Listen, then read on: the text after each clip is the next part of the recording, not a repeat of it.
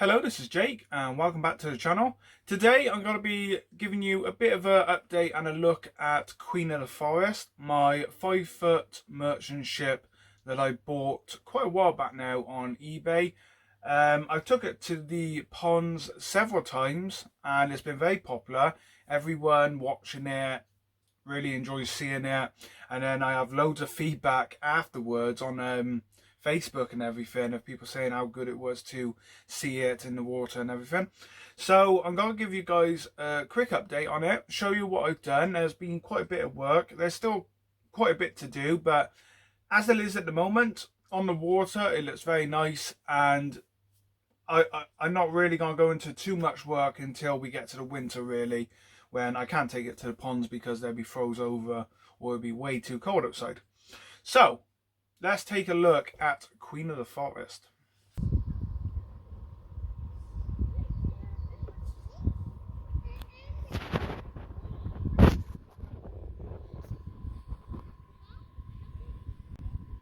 So as you can see, she's actually out next to the Britannic that I'm currently building, because where she was originally stored is where I'm building the Trump to Titanic wreck.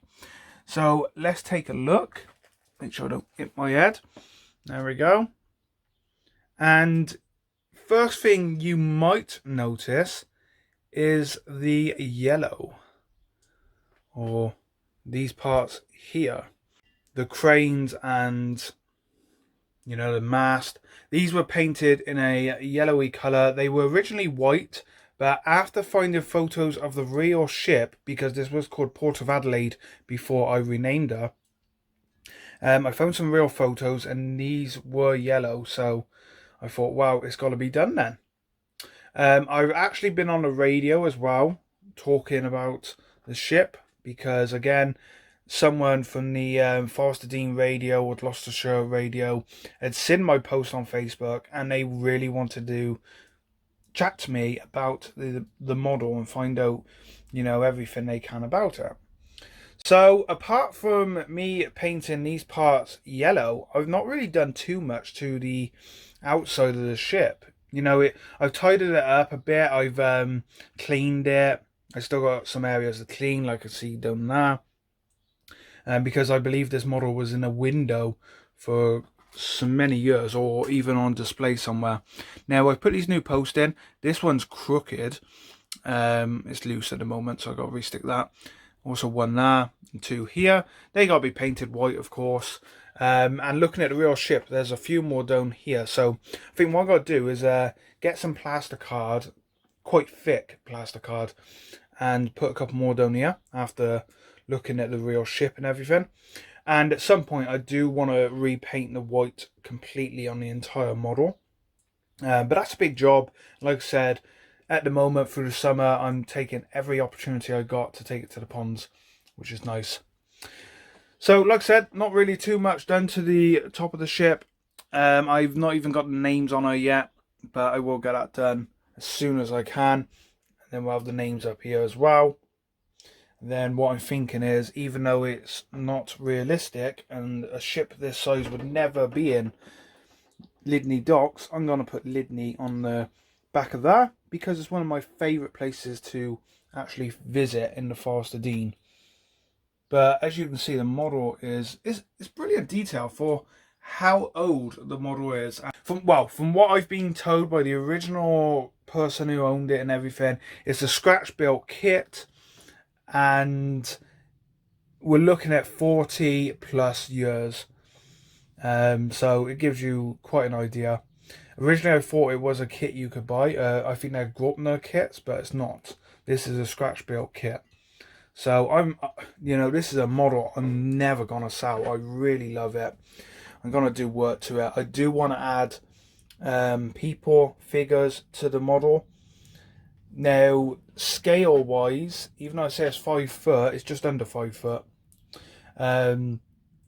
It's between 144, same as Britannic, 1144, 1100. So I'm gonna get some Engage figures and just see what they look like, but something tells me they're gonna be a little bit too small. So we might try and get 100 figures, which you can get, they are out there. Does mean I'd have to repaint them more. As for 00 figures, I don't know if I have one around. So a 00 figure, 00 176 scale, you can see he's just a bit too big. Even though he has he's kind of on a stand, so he can stand up, he is a bit too big. So I need to go a bit smaller than that.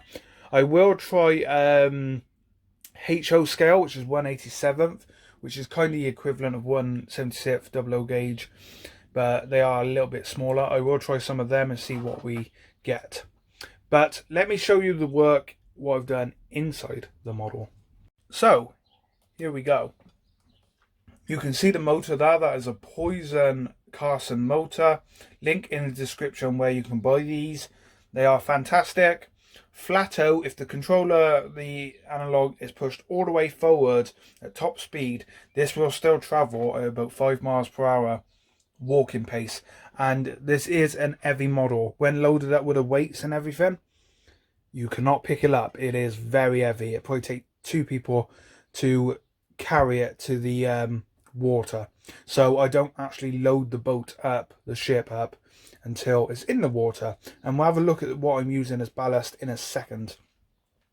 Now, obviously the battery is a bit of ballast, and you can see there's lead in the bottom of the hull. There's also lead in this area, which you can access from removing the hatch doors.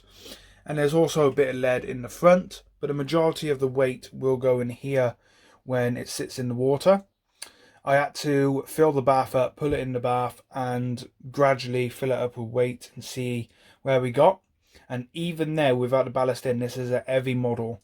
Now, I'm disabled. I can't carry much. I can't carry heavy stuff. So when I go to the ponds and that, I do have someone helping me to carry this to the pond. And I usually just carry the bag with the controller and battery in. Then obviously when I put it in the water, we'll do a video soon. You can see the full process, what we do and everything. But you might see some grease coming out here. Now, I need to talk to Mike about that. I'm not too sure why it's coming out, but water's not coming in. That's the main thing. So yeah, there's a lot of grease being splattered around the side. I haven't tidied it up. I haven't cleaned it up. I want to see how much it goes up to. But you can see the motor's on an angle. Now, I didn't want to do this originally, but I had to cut away quite a bit of this rib here. Cut away quite a bit. Then I got a motor mount and fitted the motor like that. It's not the prettiest. You know, there's hot glue all the way around it.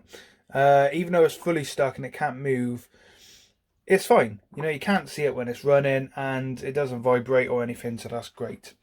You can also see the planking inside, so it was planked like the Britannic is being planked. So that's something nice to know.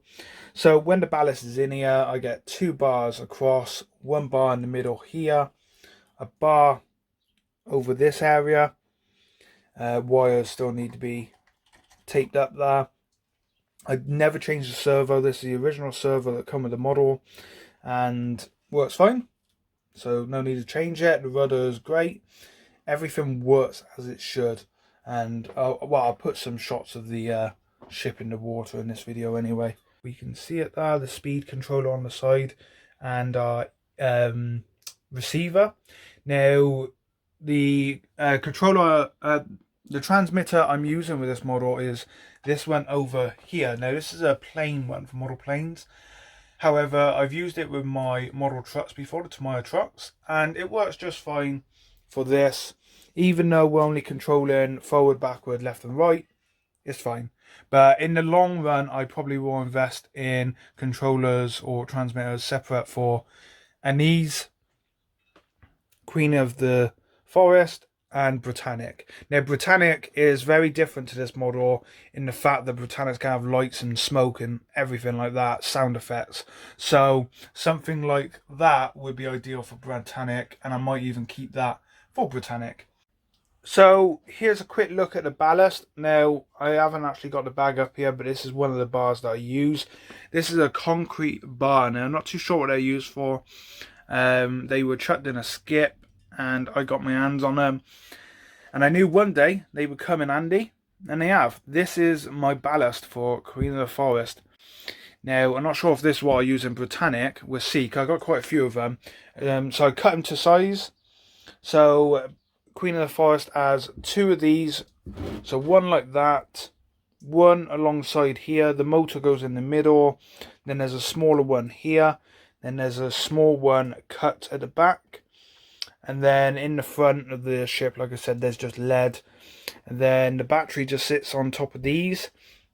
And it works really well. When we did a video of having a day at the ponds with the ship and Anise, we will do a video on ballasting the ship up and everything. Also, before I forget, I will be putting a smoke generator in this one. Now, that is just decorative. It doesn't actually go anywhere. But I will be putting a smoke generator in, and we will have smoke coming out of this model. With a few additional lights as well, like indication lights and that. Oh, there we go. That is Queen of the Forest. That is an update on her for you guys. And like I said, everything's going to plan. So apart from adding some figures and getting some painting done, which I won't do until end of the year, everything is working great. I'm really enjoying the model. It was a dream of mine as a kid to have something like this on the water one day, going to the ponds, and fortunately I now have one. And like I said, I never sell this model. I'm so happy with it. And I dread to say it, but this could be the beginning of having quite a few big models, because you always want to go bigger, like the Britannic. And I really love the Britannic. It's 6 foot long. There's a lot of work to be done. I do have an update coming on it for you guys. But at the moment, I've just put a pause on it just so I can focus on the Titanic wreck diorama. So please remember to like and subscribe if you want to see more on the Queen of the Forest and Britannic, and of course Anise. So thank you for watching, and I will see you very soon with more videos. Bye for now.